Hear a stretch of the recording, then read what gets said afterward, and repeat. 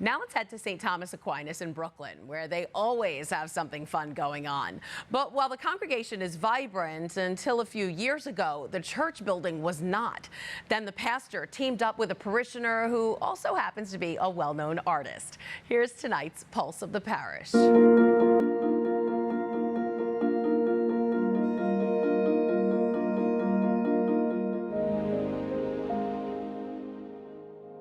A painting brought to life. The beauty and warmth of St. Thomas Aquinas in Flatlands fills you as you enter the church.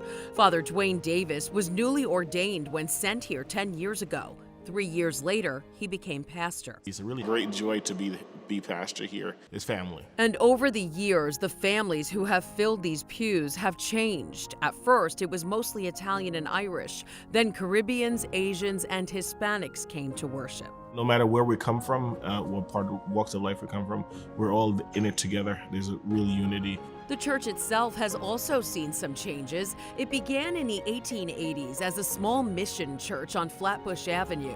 The new, bigger building opened in the 1930s and had a 155-foot tower. That tower came down in the 40s during World War II because it was in the flight path of the Naval Air Station at Floyd Bennett Field. Then in the 1960s, the inside of the church was modernized. But fast forward a few decades, most didn't paint a pretty picture when describing it. The parish was pretty much whitewashed. There was no colors in the parish, we hear different stories about why that is or why not, but it pretty much was pretty whitewashed. It wasn't anything unique. So Father Dwayne's predecessor, Msgr John Brown, envisioned a renaissance. After his passing, Father Dwayne carried out his vision. He turned to the congregation for help, and one parishioner in particular, Christopher Spinelli. I'm not an artist, so I don't know much about colors. And Chris Spinelli, our parish trustee, was really able to, he has an eye for that. He didn't just want this gray church, and they were fluorescent gray light bulbs, so it really looked like the inside of a refrigerator at one point. The church needed a paint job. St. Thomas was always a very warm parish. The people were warm and very welcoming. I'd never felt the building represented that.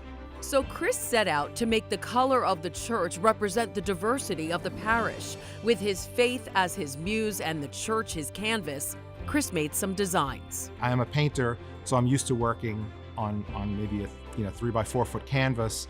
This is 60 feet high and 150 feet deep, so it's kind of like I'm inside one of my paintings, which is great. He oversaw a crew of painters to bring his designs to life. Let's go side to side to side to side. Now he teaches his fellow parishioners to paint. Perfect. Very nice. Calling himself the master paint and sip instructor. Total disaster going on at this table. I don't know what happened.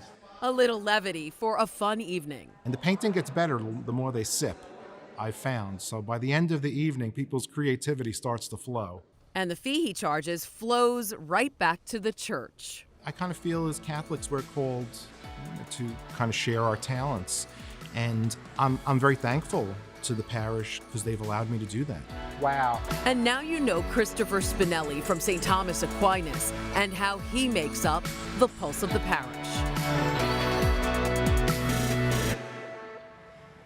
And when he's not at church, you'll catch Christopher at Regis High School, where he's an art teacher in the REACH program for underserved children. He also exhibits his paintings and takes part in Sing for Hope, where he paints a piano that's placed in a public space for all to play. Just awesome. So do you know someone who's the pulse of their parish? Email us their story at newstips@desalesmedia.org or call our 24-hour number 718-517-3122. Hi, I'm Christine Persichetti, anchor of Currents News. If you like what you saw, please hit the like button on this video. And if you want to see more content just like it, subscribe and click on the bell for notifications. Thanks for watching, because we are putting your faith in the news.